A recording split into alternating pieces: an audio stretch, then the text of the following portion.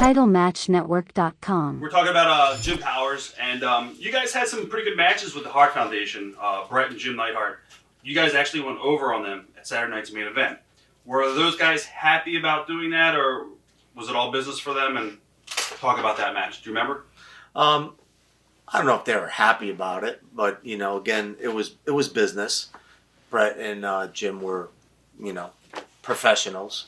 So yeah, I mean, nothing was ever said. What are your early memories of Bret and Jim working with those guys? Very easy to work with. I mean, Anvil was a little stiff. Everybody says that. But funny as hell to work with. Right. He was a comedian. Bret was obviously a technician. And I think we got along really well. Memories of Brian Blair and Jim Brunzell with the Killer Bees. Jim Brunzell, very friendly, professional, all around nice guy. Blair, a little tough to work with, really into himself, very much friends with Hogan.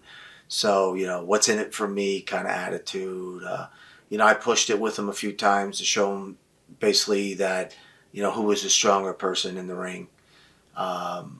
Just to set him in his place. You know what I mean? You want to fuck around me? That's great. But understand one thing, at the end of the day, I'm superior to you.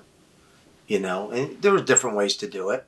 And have fun about it for the most part. Right. You know what I mean? So, again, Blair was very hard to understand. You didn't ever know where he was coming from. Do you trust him? Do you not trust him? I didn't trust him, but I was cordial to him. You also got to work a little bit with the Conquistadors. Yeah. Jose Luis Rivera, yes. What can I tell you? Easy matches, just... Easy, hard.